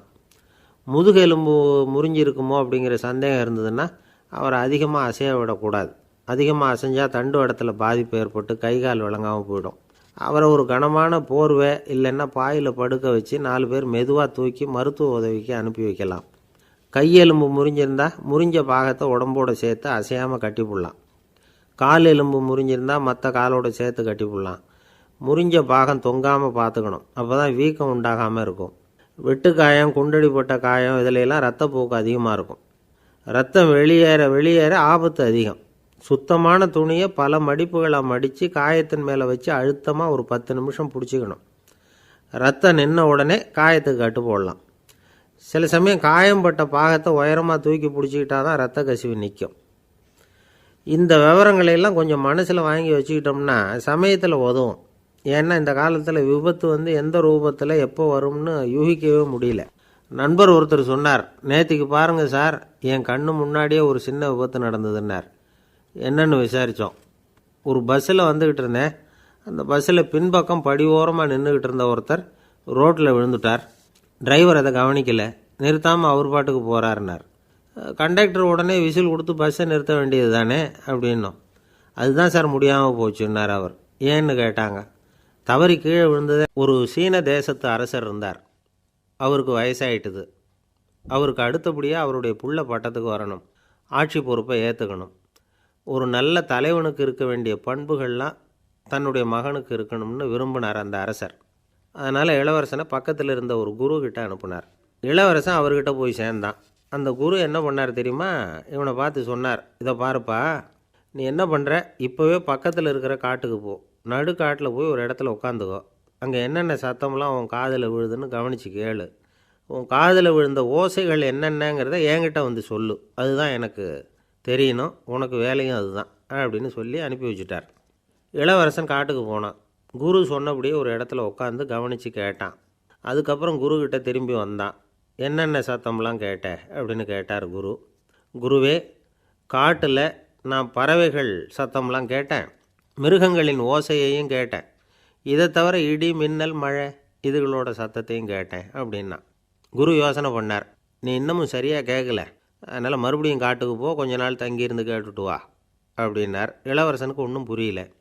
இருந்தாலும் குருவின் கட்டளையாச்சே, மறுக்க முடியுமா? உடனே அவன் மறுபடியும் காட்டுக்கு போனான். ஒரு இடத்துல உட்காந்தான். கொஞ்ச நேரம் உன்னிப்பாக கவனித்து கேட்டான். சில நாள் கழித்து குருக்கிட்ட திரும்பி வந்தான். குருவே, இந்த தடவை சில துல்லியமான சத்தங்களை எல்லாம் கேட்டான். தேனீ பறக்கிற சத்தம், நீரோடையின் மெல்லிய ஓசை, இதெல்லாம் கேட்டேன்னா. குரு சிரித்தார். நீ மறுபடியும் காட்டுக்கு போ, இன்னும் சில நாள் அங்கே இரு, முழுமையாக கவனமாக கேட்டுக்கிட்டு வா அப்படின்னு சொல்லி அனுப்பி வச்சுட்டார். இளவரசனுக்கு குழப்பம் அதிகமாயிட்டுது. ஒன்றுமே புரியல. மறுபடியும் காட்டுக்கு போனான். மௌனமாக ஒரு இடத்துல உட்காந்துட்டான். அப்படியே தியானத்தில் ஆழ்ந்துட்டான். சில நாளில் அவனுக்கு இதுவரை கேட்காத ஓசைகள்லாம் கேட்க ஆரம்பிச்சிட்டுது. இதைத்தான் நான் கேட்கணும்னு என்னுடைய குரு எதிர்பார்த்துருக்கிறாருங்கிறத புரிஞ்சுக்கிட்டான். உடனே குருக்கிட்ட ஓடனான். குருவே, இந்த தடவை காதுகளுக்கு கேட்க முடியாத சில ஓசைகளை கூட என்னால் உணர முடிஞ்சுது. பூ மலருகிற ஓசை, சூரியனால் பூமி சூடாகிறப்போ எழுகிற ஓசை, காலை பனித்துளியை இந்த புல்லுலாம் குடிக்கிற ஓசை, இது எல்லாம் என்னால் நல்லா கேட்க முடிஞ்சுது அப்படின்னா. குருவுக்கு இப்போ தான் திருப்தி ஏற்பட்டு தான். இளவரசனை பார்த்து சொன்னார், இதை பாருப்பா, இப்போ தான் நாட்டை ஆளுகிற தகுதி உனக்கு வந்திருக்குது அப்படின்னு சொல்லி அதுக்கு விளக்கமும் கொடுத்தாராம். எந்த அரசன் தன்னுடைய மக்களின் இதயம் பேசுகிற மௌன மொழியை மௌன வார்த்தைகளை கேட்குறானோ அவன்தான் ஆள தகுதி உள்ளவன். எந்த அரசன் தன்னுடைய மக்களின் உணர்ச்சிகளை உண்மையாக உணர்றானோ அவன்தான் முதன்மையான அரசன். போலி வார்த்தைகளை மட்டும் கேட்டுட்டு பல மௌன ராகங்களை காதில் வாங்கிக்காதவன் அரசனே இல்லை. எந்த நாட்டில் எப்போ ஒரு அரசன் தன்னுடைய மக்களின் உணர்ச்சிகளை கேட்க மறுக்கிறானோ அன்னையிலேருந்தே அந்த நாடு அழிய தொடங்குது அப்படின்னு அர்த்தம். இதுதான் அந்த குரு இளவரசனுக்கு போதித்தது. வாயால் பேசுகிறத மட்டும் கேட்டு ஏமாறக்கூடாது, உணர்ச்சிகளையும் கேட்குறதுல தான் மனப்பக்குவம் உண்டாகும். மக்கள் உணர்ச்சிகளை புரிந்து கொள்ளாத அரசர்கள் நீடிச்சிருக்க முடியாது. அது மாதிரி நாடுகளில் அடிக்கடி குழப்பம் தான் உண்டாகும். அப்படி இருந்தால் அடிக்கடி ஆட்சி மாறிக்கிட்டு இருக்கும். அப்படிப்பட்ட ஒரு தேசம், அங்கே ஒரு சிறைச்சாலையில் 3 கைதிகள் பேசிக்கிட்டு இருந்தாங்க. ஒருத்தன் சொன்னான், நான் இந்த நாட்டு ராஜாவை எதிர்த்து பேசிக்கிட்டு இருந்தேன், அதனால் என்னை பிடிச்சி கொண்டாந்து இங்கே போட்டுட்டாங்க அப்படின்னா ஒருத்தன். இன்னொருத்தன் சொன்னான், நான் இந்த நாட்டு ராஜாவை ஆதரித்து பேசிக்கிட்டு இருந்தேன், அதனால் என்னை பிடிச்சி கொண்டாந்து இங்கே தள்ளிவிட்டாங்க அப்படின்னா. அது சரி, நீ என்ன தப்பு பண்ண அப்படின்னு சொல்லி 3வது ஆளை பார்த்து இவங்க கேட்டாங்க. அதுக்கு அந்த ஆள் சொல்கிறான், நான் தான் இந்த நாட்டு ராஜா அப்படின்னானா. ஒரு அம்மா தெருவில் உட்காந்து என்னத்தையோ தேடிட்டு இருக்கிறாங்க.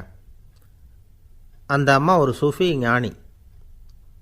அவங்க பேர் என்னென்னா ரபியா அல் அடாவியா. அந்த அம்மாவுக்கு கண் கூட தெளிவாக தெரியாது. அந்த பக்கமாக வந்த சில பேர் இவங்களுக்கு உதவி செய்கிறதுக்காக வந்தாங்க. என்ன தேடிட்டு இருக்கிறீங்க அப்படின்னு கேட்டாங்க.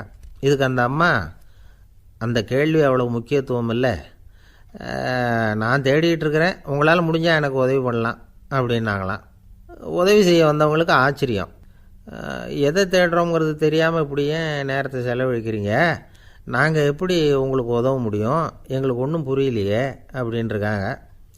சரி, உங்களை திருப்தி பண்ணுறதுக்காக சொல்கிறேன், ஒரு குண்டூசி தொலைஞ்சி போச்சு, அதை தேடுறேன் அப்படின்னாங்களாம் அந்த அம்மா. அதுக்கப்புறம் இவங்களும் சேர்ந்து தேட ஆரம்பிச்சிட்டாங்க. கொஞ்ச நேரம் ஆச்சு, ஒன்றும் கிடைக்கல. உதவி செய்ய வந்தவங்களும் அழுத்து போட்டாங்க. அப்புறம் கேட்டாங்க, பாருங்கம்மா, இது ரொம்பவும் பெரிய தெரு, அகலமான தெரு, அதனால் குறிப்பாக நீங்கள் எந்த இடத்துல அந்த குண்டூசியை தொலைச்சிங்க அதை சொல்ல முடியுமான்னாங்களாம். இதுக்கு அந்த அம்மா, நீங்கள் மறுபடியும் அர்த்தமில்லாத கேள்வியை கேட்குறீங்க, உங்கள் கேள்விக்கும் நான் தேடுறதுக்கும் என்ன சம்மந்தம்னாங்களாம். இதை கேட்டதும் அவங்க ஒரு மாதிரி ஆகிட்டாங்க. என்னம்மா நீங்கள் பைத்தியம் மாதிரி பேசுகிறீங்க அப்படின்னாங்களாம். சரி, உங்களை மறுபடியும் திருப்திப்படுத்துறதுக்காக சொல்கிறேன், அதை நான் எங்கள் வீட்டில் தொலைச்சுட்டேன் அப்படின்னாங்களாம். அப்புறம் எதுக்காக இங்கே தேடிட்டு இருக்கிறீங்க அப்படின்னு கேட்டிருக்காங்க.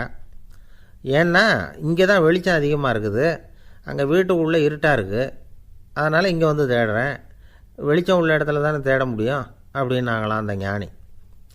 இந்த கதைக்கு என்ன அர்த்தங்கிறத பெரியவங்க சொல்கிறாங்க. அதாவது இந்த தேடுதல்ங்கிறது ஒரு வியாதி. அது நம்ம சதா அலைய வைக்கும், பைத்தியமாக மாற்றுறதுக்கு முயற்சி பண்ணோம். ஒரு காலம் அது நிறைவு அடையவே அடையாது. வாழ்வுங்கிறது ஒரு புரிந்து கொள்ள முடியாத சதா இயங்கி கொண்டிருக்கிற ஒரு செயல். அதுக்கு ஆரம்பமும் இல்லை, முடிவும் கிடையாது.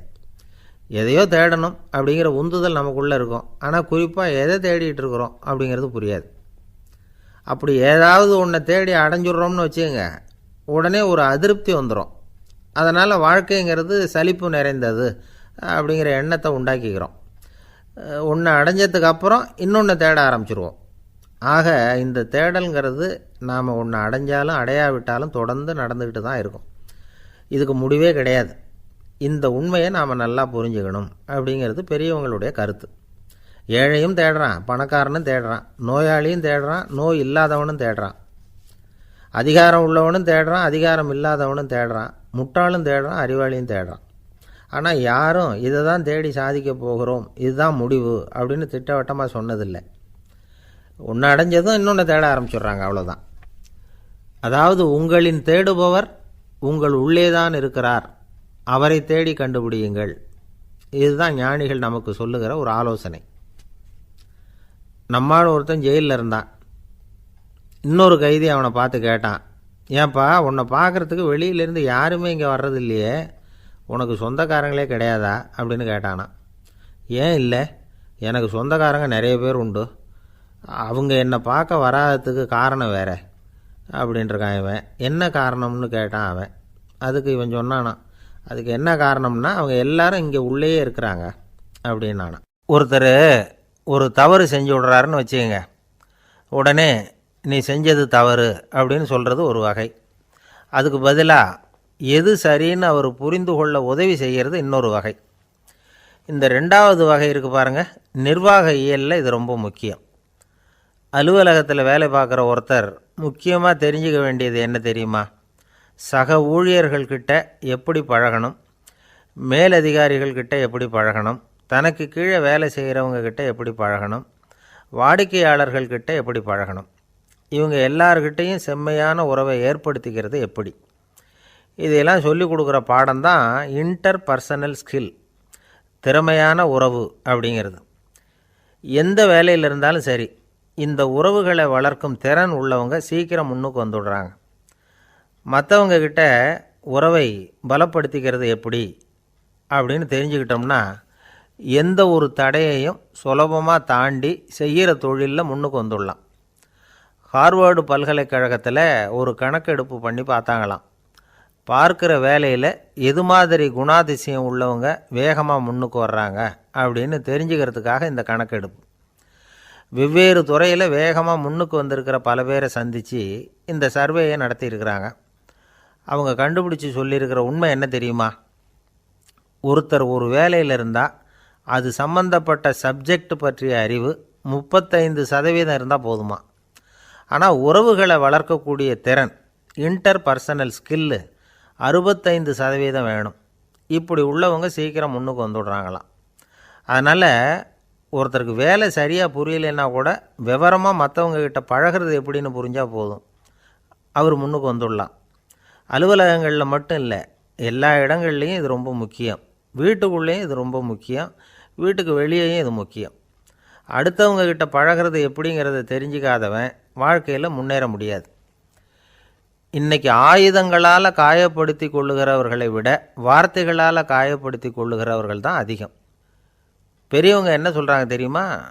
நீங்கள் இந்த பூமியில் பிறந்ததன் அர்த்தம் பூர்த்தியாகணும்னா அடுத்தவங்களுக்கு உதவி பண்ணுங்க. அடுத்தவங்களுக்கு உதவி செய்ய முடியாவிட்டால் கூட பரவாயில்லை, ஆனால் யாரையும் புண்படுத்தி விடாதீங்க அப்படின்னு சொல்கிறாங்க. எனக்கு தெரிஞ்ச ஒருத்தர் ஒரு அலுவலகத்தில் வேலை பார்க்குறார். அவர் சொல்லுவார், எனக்கு இந்த இன்டர் பர்சனல் ஸ்கில் ரொம்ப அதிகம் சார். சக ஊழியர்கள்கிட்ட ரொம்ப சுமூகமாக நடந்துக்குவேன். என் கூட வேலை பார்க்குற ஒருத்தருக்கு ஏதாவது ஒரு கஷ்டம்னா அந்த சமயத்தில் அவர் செய்ய வேண்டிய வேலையை நான் செஞ்சுருவேன் சார் அப்படிம்பார். நான் அவர்கிட்ட சமீபத்தில் அப்படி ஏதாவது செஞ்சுருக்கீங்களா அப்படின்னு கேட்டேன். செஞ்சுருக்கேன் சார். போன வாரம் புதன்கிழமை ஆஃபீஸில் என் பக்கத்து சீட்டுக்காரருக்கு வயிற்று வலி. உடனே நான் மெடிக்கல் லீவ் போட்டுவிட்டு எங்கள் வீட்டுக்கு போயிட்டேன் சார் அப்படின்னார். இந்த காலத்து புள்ள ஒருத்தன் தன்னோட அப்பாவை பார்த்து சொன்னான், அப்பா நான் உனக்கு உதவி செய்யலாம்னு நினைக்கிறேன், என்ன உதவி செய்யணும்னு சொல்லு அப்படின்னா. நீ சும்மா இருந்தால் அதுவே எனக்கு செய்கிற பெரிய உதவிடா அப்படின்னார் அப்பா. சும்மா இருக்கிறதும் ஒரு உதவி தான், அது மாதிரி மௌனமும் ஒரு சமூக சேவை தான் அப்படிங்கிறார் காஞ்சி பெரியவர். நமக்கு 5 புலன்கள் இருக்குது, மெய், வாய், கண், மூக்கு, செவி. இந்த 5லேயும் அதிகப்படியான வேலை எதுக்குன்னு நினைக்கிறீங்க? வாய்க்கு தான். ஏன்னா அதுக்கு 2 வேலை. இப்போ கண்ணுக்கு பார்க்குறது மட்டும்தான் வேலை, காதுக்கு கேட்குறது மட்டும்தான் வேலை, மூக்குக்கு வாசனை அறியறது தான் வேலை, உடம்புக்கு உணர்றது மட்டும்தான் வேலை. ஆனால் வாய் அப்படி இல்லை, அதுக்கு 2 வேலை. சாப்பிட்றதும் அதுதான், பேசுகிறதும் அதுதான். அதாவது வாய் ஒன்று தான் கர்மேந்திரியமாகவும் இருக்குது, ஞானேந்திரியமாகவும் இருக்குது அப்படின்னு சொல்லுவாங்க. சாப்பாட்டில் உட்காந்தா எந்தெந்த ஆகாரம் என்னென்ன ருசின்னு அறிவிக்கிற வேலையும் செய்யுது. சபையில் உட்காந்தா பாடுறது, பேசுறது, சிரிக்கிறது, இது மாதிரியான வேலையும் செய்யுது. இன்னொரு வித்தியாசம், கண்ணு, காது, மூக்கெல்லாம் ஸ்ட்ரெயின் பண்ணிக்கிட்டு வேலை செய்கிறதில்ல. ஒரு ரோஜா பூ பார்த்தா உடனே மூக்கு அப்படியும் இப்படியும் அசைய ஆரம்பிக்கிறதில்ல. ஒரு சங்கீதத்தை கேட்ட உடனே காது ஆட ஆரம்பிக்காது. ஆனால் வாய் அப்படி இல்லை, அது பேசினாலும் சரி சாப்பிட்டாலும் சரி அசைஞ்சு தான் ஆகணும். ஆக மற்றதை விட வாய்க்கு வேலை ஜாஸ்தின்னு தெரியுது. சாப்பிட்றது, பேசுறது அப்படின்னு 2 காரியம் அதுக்கு. இப்படி 2 காரியம் இருக்கிறதுனால அது 2ஐயும் பாதியாக குறைச்சிக்கணுங்கிறது கடவுள் அபிப்பிராயமாக இருக்கணும் அப்படிங்கிறார் காஞ்சி பெரியவர். ஆனால் இப்போ நாம் அப்படியே நடந்துக்கிறோம், அதுக்கு நேர்மாறாக நடந்துக்கிறோம். நாம் சாப்பிட்றதும் அதிகம், பேசுகிறதும் அதிகம், 2 வேலையையும் தேவைக்கு அதிகமாகவே செய்கிறோம். வாய் தான் ரொம்ப ஓவர் ஒர்க்குடு. அதுக்கு ஓய்வு கொடுத்தா உடம்பும் நல்லாயிருக்கும், உலகமும் நல்லாயிருக்கும். மௌன விரதம் இருக்கிறதெல்லாம் எதுக்காக நினைக்கிறீங்க? இதுக்காக தான். இந்த காலத்தில் மௌனமாக இருக்கிறவங்கெல்லாம் மகத்தான தொண்டு செய்கிறாங்க அப்படின்னு தான் சொல்லணும். சத்தம் அதிகமாக போய் தான் சவுண்டு பொல்யூஷன் வருது. அது மட்டும் இல்லை, மௌனமாக இருந்தால் சண்டை சச்சரவே வராது. மௌனம் கலக நாஸ்தி. ஆக இதுவும் ஒரு சமூக சேவை தான். நமக்கு தான் வாய் இருக்குதேங்கிறதுக்காக வசமாக சாப்பிட்றதும் தப்பு, வளவளன்னு பேசுகிறதும் தப்பு. ஒரு கருத்தை சொல்கிறதுக்கு ஒரே ஒரு சொல்லு போதும் அப்படின்னு இருக்கும்பொழுது 2 சொற்களை செலவு பண்ணாதே. எவ்வளவு சொன்னாலும் அதனால் ஒரு பயனும் விளையாது அப்படின்னு தெரிய வருமேயானால் அந்த ஒரு சொல்லையும் விரயம் பண்ணாதே அப்படிங்கிறார் ஒரு அறிஞர். எல்லா குணங்கள்லேயும் மௌனம்தான் சிறந்தது அப்படிங்கிறார் ஒருத்தர். மௌனமாக இருக்கிறது மூலமாக மற்றவர்கள் குறைகளை நம்மால் தெரிஞ்சிக்க முடியும். அதே சமயத்தில் நம்மக்கிட்ட இருக்கிற குறைகளை மற்றவங்களுக்கு தெரியாமல் மறைச்சிக்கவும் முடியுங்கிறார் அவர். உண்மைதானே? ஒரு பெரிய மேடை பேச்சாளர், பொது வாழ்க்கையில் 25 வருஷ காலமாக ஈடுபட்டிருக்கிறவர். அவர் மனைவி ஒரு நாள் சொன்னாங்க, எங்கள் வீட்டுக்காரர் 25 வருஷ காலமாக பொது வாழ்வில் ஈடுபட்டிருந்தா கூட இந்த மாதம் 10ஆம் தேதியிலேருந்து தான் மக்களுக்கு சேவை செய்ய ஆரம்பிச்சிருக்கார் அப்படின்னாங்க ரொம்ப பெருமையாக. 10ஆம் தேதிக்கு அப்படி என்ன விசேஷம் அப்படின்னு கேட்டோம். அன்னையிலேருந்து தான் அவர் மேடையில் பேசுகிறத நிறுத்தினார் அப்படின்னாங்க அந்த அம்மா. ஒரு மனுஷனுக்கு 3 விதத்தில் கர்வம் உண்டாகிறதுக்கு வாய்ப்பு உண்டு. பணம், பதவி, புகழ்.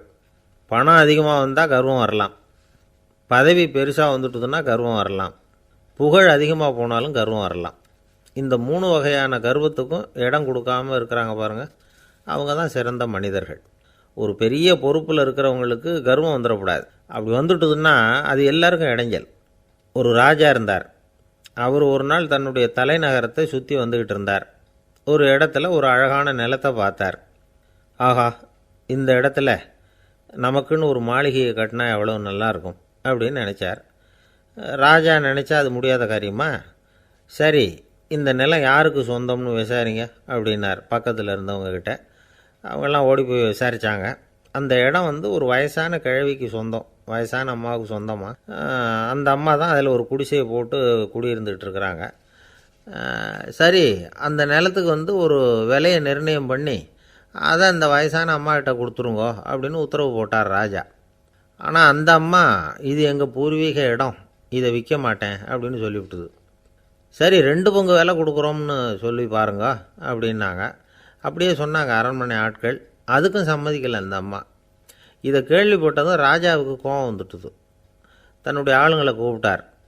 போய் அந்த குடிசையை பிரித்து எறிங்க, காசெல்லாம் ஒன்றும் கொடுக்காதீங்க அப்படின்னு கத்தினார். அவ்வளோதான். அடுத்த நிமிஷம் அரண்மனை ஆசாமிகள் போனாங்க, குடிசையை பிரித்து எரிஞ்சாங்க. அந்த வயசான அம்மா இருக்குது, அதுவும் அந்த இடத்த விட்டு துரத்தி விட்டாங்க. அந்த இடத்துல ஒரு அரச மாளிகையை கட்டி முடிச்சிட்டாங்க. அந்த வயசான அம்மா பாவம், ராஜாவே இப்படி பண்ணால் யார்கிட்ட போய் முறையிட முடியும்? ஒரு ஞானி இருந்தார், அவர்கிட்ட போய் சொன்னாங்க. அவர் இவங்க சொன்னதை கேட்டு மனசில் வச்சுக்கிட்டார்.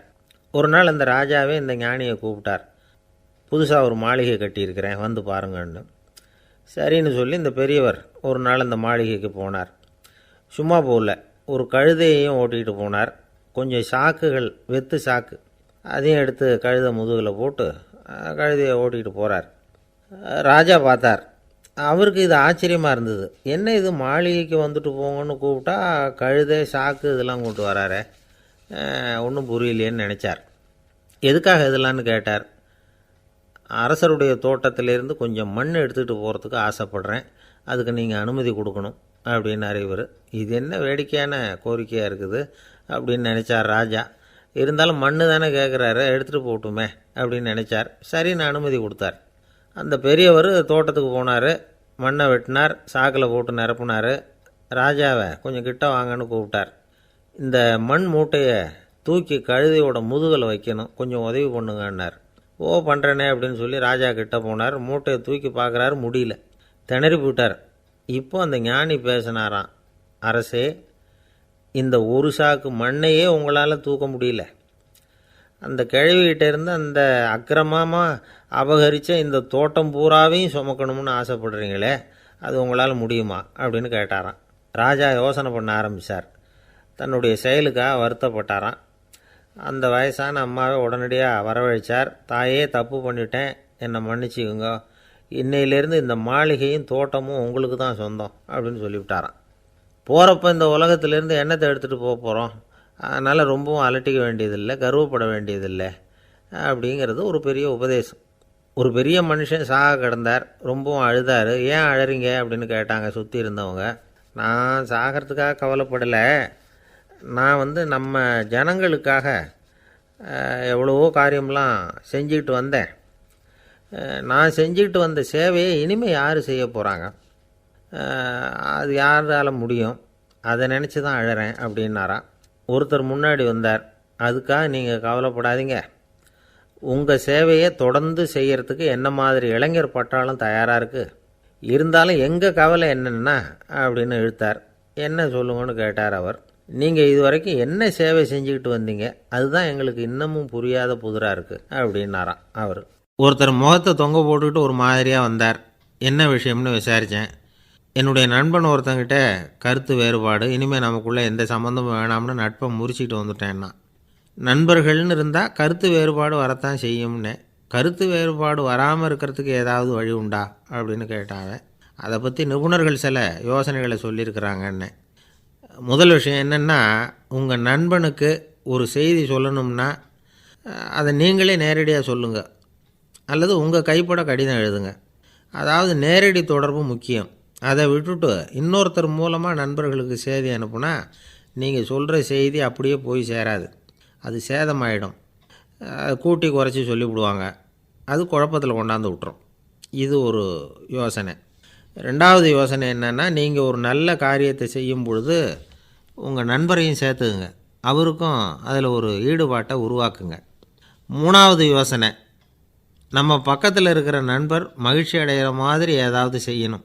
சின்ன சின்ன செயல்களாக இருந்தாலும் பரவாயில்ல, அவர் நமக்கு எதுவும் செய்யலையே, நாம் எதுக்கு செய்யணும் அப்படின்னு நினச்சிக்கிட்டு இருக்கக்கூடாது. நாலாவது யோசனை என்னென்னா, உங்களுக்கு ஒரு பிரச்சனையா அல்லது உங்கள் நண்பருக்கு ஒரு பிரச்சனையா, எதுவாக இருந்தாலும் 2 பேரும் சேர்ந்து உட்காந்து ஆலோசனை பண்ணுங்கள். நம்ம யோசனையும் கேட்கப்படுதே அப்படிங்கிற நினைப்பே அவருக்கு ஒரு மன நிறைவை உண்டாக்குமா. ஐந்தாவது யோசனை, உங்கள் நண்பர் ஏதோ ஒரு காரியத்தை செய்கிறார், நீங்கள் உடனே அவசரப்பட்டு நீ செய்கிறது தப்புன்னு தீர்ப்பு சொல்லக்கூடாது. அவர் அதை செய்கிறதுக்கான நியாயங்கள் எவ்வளவோ இருக்கும், அதை புரிஞ்சுக்கிறதுக்கு முயற்சி பண்ணணும். ஆறாவது யோசனை, உங்கள் நண்பர் என்ன சொன்னாலும் அதை பொறுமையாக கேளுங்க. அவர் சொல்கிறத புரிஞ்சுக்கணும், அவர் சொல்ல விரும்புகிறத புரிஞ்சுக்கணும், அவர் சொல்ல முடியாமல் தவிக்கிறதையும் புரிஞ்சுக்கணும். இப்படி 3 விதமாகவும் அவரை புரிஞ்சுக்கிட்டு அதுக்கு தகுந்த மாதிரி செயல்படணும். ஏழாவது யோசனை என்னென்னா, உங்கள் நண்பர் உங்ககிட்ட ஏதோ ஒரு கருத்தை சொல்கிறார், அது உங்களுக்கு பிடிக்கல, அதுக்காக உடனே நீ சொல்கிறது சரியில்லை, நான் ஒத்துக்க மாட்டேன் அப்படின்லாம் மறுத்துக்கிட்டு இருக்கக்கூடாது. அவர் சொல்கிறத கேட்கணும், பொறுமையாக சிந்திக்கணும், அதுக்கப்புறம் பதில் சொல்லணும். இப்படிலாம் நடந்துக்கிட்டால் நண்பர்களுக்குள்ள கருத்து வேறுபாடு வர்றதுக்கு வாய்ப்பே இருக்காது அப்படின்னு வல்லுநர்கள் தொகுத்து சொல்லியிருக்கிறாங்க இந்த யோசனைகளை. எனக்கு தெரிஞ்ச சில நண்பர்கள் உண்டு, அவங்களுக்குள்ளேயும் கருத்து வேறுபாடுகள் வராமல் இருக்கிறதுக்கு சில நுட்பங்களை கையாளுறது உண்டு. ஒருத்தர் சொன்னார், அந்த டாக்டர் சின்ன வயசுலேருந்து என் கூட பழகினவர், நாங்கள் 2 பேரும் இணை பிரியாத நண்பர்கள், இருந்தாலும் எனக்கு உடம்பு சரியில்லைன்னா நான் அவர்கிட்ட வைத்தியம் பார்த்துக்க மாட்டேன் அப்படின்னார் ஒருத்தர். ஏன் அப்படின்னு கேட்டேன். எங்கள் நட்பு கெட்டுப்போடக்கூடாது இல்லையா, அதனால தான் அப்படின்னார் இவர். ஆஃபீஸை முடிஞ்சு வீட்டுக்கு போகிற சமயத்தில் ஒருத்தர் கடைக்கு போய் ஸ்வீட் வாங்கினார். சரி, வீட்டுக்கு பிள்ளைங்களுக்கு தான் வாங்கிட்டு போகிறார் அப்படின்னு மற்றவங்க நினச்சாங்க. அவர் அப்படி செய்யலை. அந்த இடத்துலையே பொட்டலத்தை பிரித்தார். திருட மாதிரி அப்படியே சுற்றி ஒரு தரம் பார்த்துக்கிட்டார். யாரும் தெரிஞ்சவங்க இல்லைங்கிறத முடிவு பண்ணிவிட்டு அவசரமாக அதை அப்படியே போட்டு முழுகிவிட்டு கையை தொடச்சிக்கிட்டு நல்ல பிள்ளை மாதிரி நடந்து போக ஆரம்பிச்சிட்டார். அவர் யாருன்னா, அவரோட பிரச்சனை எல்லாருக்கும் தெரியாது, சில பேருக்கு தான் தெரியும். அதாவது அவர் உடம்பில் சர்க்கரை இருக்குதுன்னு டாக்டர் சொல்லிவிட்டாராம். அதனால் வீட்டில் சர்க்கரையே இவர் கண்ணில் காட்டுறதில்ல. அதனால் இவர் யார் கண்ணிலையும் படாமல் இப்படிப்பட்ட வேலைகள்லாம் செய்கிறது வழக்கம். யாருக்கும் தெரியாமல் இப்படி ஸ்வீட்டை வாங்கி சாப்பிட்டுட்டு அவர் பாட்டுக்கு போயிடுறது. இப்படிப்பட்டவங்களுக்கெல்லாம் கொஞ்சம் ஆறுதலான தகவல் இன்றைக்கி. அது என்னென்னா, நாம் சாப்பிட்ற சர்க்கரைக்கும் நம்ம உடம்பில் உள்ள சில கோளாறுகளுக்கும் அப்படி என்ன தான் சம்மந்தம் இருக்குது. இதை பற்றி சமீபத்தில் சில ஆராய்ச்சிகள்லாம் நடந்திருக்குது. ஏன்னா சர்க்கரைன்னாவே விஷம் மாதிரி அதை பார்க்குறவங்களும் சில பேர் உண்டு. சின்ன பிள்ளைங்களுக்கு வயத்தில் பூச்சி உண்டாகிறதுலேருந்து பெரியவங்களுக்கு நீரிழிவு வர்ற வரைக்கும் எல்லாத்துக்கும் சர்க்கரை தான் காரணம்னு சொல்லிகிட்டு இருக்கிறோம். ஆனால் அந்த அளவுக்கு பயப்பட வேண்டிய அவசியம் இல்லை அப்படின்னு சொல்கிறாங்க. சர்க்கரை வியாதி, இருதய நோய், பித்த நீர்ப்பை நோய், இதெல்லாம் சில நோய்கள்லாம் நாம் சாப்பிட்ற சர்க்கரைக்கும் தொடர்பு இருக்குன்னு நினைக்கிறோம். ஆனால் அப்படி சம்பந்தம் உண்டுங்கிறதுக்கு போதுமான அளவுக்கு ஆதாரம் இல்லை அப்படிங்கிறாங்க ஆராய்ச்சியாளர்கள். ஒரே ஒரு சம்பந்தம் தான் உறுதியாக இருக்குதான். அதுவும் இந்த பல் சிதைவு அப்படின்னு இருக்கு இல்லையா, அந்த சர்க்கரை சாப்பிட்றதுக்கும் இந்த பல் சிதைவுக்கும் சம்பந்தம் இருக்குது அப்படிங்கிறத மட்டும் உறுதியாக சொல்கிறாங்க. சர்க்கரைன்னா நாம் சாப்பிட்ற ஜீனி மட்டும் இல்லை, பழம், காய்கறி, பால், தேன், இப்படி எல்லாத்துலேயும் அது இருக்குது. கேரட்டு கொடுக்குற சத்தில் 88% சர்க்கரை, ஆப்பிள் கொடுக்குற சக்தியில் 95% சர்க்கரை. இது ஜீனி சர்க்கரை, இது ஆப்பிள் சர்க்கரை அப்படிங்கிற வித்தியாசம்லாம் உடம்புக்கு கிடையாது. ரெண்டுமே உடனடியாக சக்தி கொடுக்குது. ஒரு ஸ்பூன் சர்க்கரையில் 16 கலோரி தான் சத்து இருக்குது. அதிகமாக சர்க்கரை சாப்பிட்டா நீரிழிவு வந்துருங்கிறது தப்பான ஒரு அபிப்பிராயம். டயபெட்டிஸுங்கிறது ஒரு மெட்டபாலிக் டிஸார்டர், அவ்வளவுதான். அதாவது நாம் சாப்பிட்ற சர்க்கரையை நம்ம உடம்பு திறமையாக உபயோகப்படுத்திக்க முடியல அப்படின்னு அர்த்தம். அதனால தான் அதிகமாக இனிப்பு வேணாம்னு சொல்கிறோம். ஏற்கனவே உடம்பால் முடியாத ஒன்றை மறுபடியும் அது தலையில் சுமத்தி அதிகமாக வேலை வாங்க வேணாமே அப்படிங்கிறதுக்காக தான். ஆகாரத்தில் அதிகமாக சர்க்கரை இருந்தால் அதனால் உடனே சர்க்கரை வியாதி வந்துடும்ங்கிறதுக்கு விஞ்ஞான ரீதியாக போதுமான ஆதாரம் இல்லை. அதனால் எப்போவாவது அதிகமாக ஸ்வீட்டு சாப்பிட்டுட்டா ஐயோ அதிகமாக சாப்பிட்டோமோ என்ன பண்ண போகுது தெரியலையே அப்படின்னு நினச்சி மனசை போட்டு குழப்பிக்க வேண்டியதில்லை. பொதுவாக எதுவுமே அதிகமாக வேண்டாம், எல்லாம் சீராக இருந்தால் போதும். நீரிழிவுங்கிறது புதுசாக வந்துட்ட ஒரு நோய் இல்லை, ரொம்ப காலமாகவே இருக்கிற ஒன்று தான். நம்ம முன்னோர்கள் இதை மதுமேகம் அப்படின்னு சொல்லுவாங்க. அதை கட்டுப்படுத்துறதுக்கு அவங்களே சில வழிமுறையை சொல்லி வச்சுருக்கிறாங்க. அது என்னென்னா வேறு ஒன்றும் இல்லை, இந்த பாவக்காய், முள்ளங்கி, அருகம்புல், அவ்வளவுதான். வெள்ளை முள்ளங்கி இருக்குல்ல, அதை வாரத்துக்கு 3 நாள் சாப்பிட்டுக்கிட்டு வாங்க. நூலுக்கோல் ரொம்ப நல்லது. இல்லைன்னா முள்ளங்கி சாறு 1 ounce சாப்பிட்டுட்டு வரலாம். ரத்தத்தில் சேர்கிற சர்க்கரை அளவை இதெல்லாம் கட்டுப்படுத்துது. சிறுநீரில் காணப்படுகிற சர்க்கரை அளவையும் சமநிலைப்படுத்துது. தினமும் ஆகாரத்தில் கோதுமை, கேழ்வரகு, வெந்தயம், கருவேப்பிலை, சோயாபீன்ஸ் எது கிடைக்குதோ சேர்த்துக்கலாம். இப்படிலாம் செஞ்சுக்கிட்டு வந்தால் அப்புறம் வீட்டுக்கு தெரியாமல் கடையில் போய் நின்றுக்கிட்டு ஸ்வீட் வாங்கி திருட்டுத்தனமாக சாப்பிட வேண்டிய அவசியமே உங்களுக்கு வராது. 2 ஆசாமிகள் கடற்கரையில் உட்காந்து சாவகாசமாக பேசிக்கிட்டு இருந்தாங்களாம். ஒருத்தர் சொன்னார், இன்னொருத்தருக்கு தெரியாமல் ஸ்வீட்டு சாப்பிட்றதே எப்பவும் இடைஞ்சல் தான் சார். நேற்றுக்கு பாருங்கள் அப்படி தான் சாப்பிட்டுக்கிட்டு இருந்தேன், வீட்டுக்காரி கண்ணில் போட்டுவிட்டுதோ, அதுக்கப்புறம் ஒரே ரகலையாக போச்சு அப்படின்னாராம். எனக்கு கூட அப்படி தான் சார் ஆகிட்டுது, ஒரே ரகலை அப்படின்னாராம் இன்னொருத்தர். நீங்கள் சாப்பிட்டதும் உங்கள் வீட்டுக்காரங்க கண்ணில் போட்டுவிட்டுதா சார் அப்படின்னு கேட்டிருக்கார் இவர். அதுக்கு அவர் சொன்னாராம், அப்படி இல்லை சார், கடைக்காரர் கண்ணில் போட்டுவிட்டுதோ, நான் அவருக்கு தெரியாமல் அந்த ஸ்வீட்டை அவர் கடையிலேருந்து எடுத்திருந்தேன் அப்படின்னு விளக்கம் கொடுத்தாராம் இந்த ஆள். ஒருத்தன் எப்படி நடந்துக்கிறாங்கிறத வச்சு தான் அந்த ஆள் எப்படிங்கிறத நாம் முடிவு பண்ணுறோம். ஆளுமைன்னு சொல்கிறோம்ல, அதுக்கு சூழ்நிலைகளை ஆளுகின்ற தன்மை அப்படின்னு விளக்கம் கொடுக்குறார் ஒரு உளவியல் நிபுணர். சரி, ஒரு மனிதனுடைய ஆளுமையை உருவாக்குகிற விஷயங்கள் என்னென்ன? பிறப்பு, வளர்க்கப்பட்ட விதம், படிப்பு, நண்பர்கள், சமுதாயம், இப்படி நிறைய உண்டு. ஆளுமையின் அடிப்படையில் சில மனநோய்கள் உண்டாகுது. அதெல்லாம் என்னென்னங்கிறத தெரிஞ்சு வச்சுக்கிட்டோம்னா நம்ம கூட இருக்கிறவங்கள அடையாளம் கண்டுபிடிக்கிறதுக்கு அது ரொம்ப உபயோகமாக இருக்கும். ஃப்ரெனாய்டு ஆளுமை அப்படின்னு ஒன்று. இந்த கோளாறு உள்ளவங்க எப்படி இருப்பாங்க தெரியுமா? அதிக உணர்ச்சி, சந்தேகம், பொறாமை இதெல்லாம் அதிகமாக இருக்கும். வளைஞ்சு கொடுக்க மாட்டாங்க. அடுத்தவங்களோட இணக்கமான உறவு இருக்காது.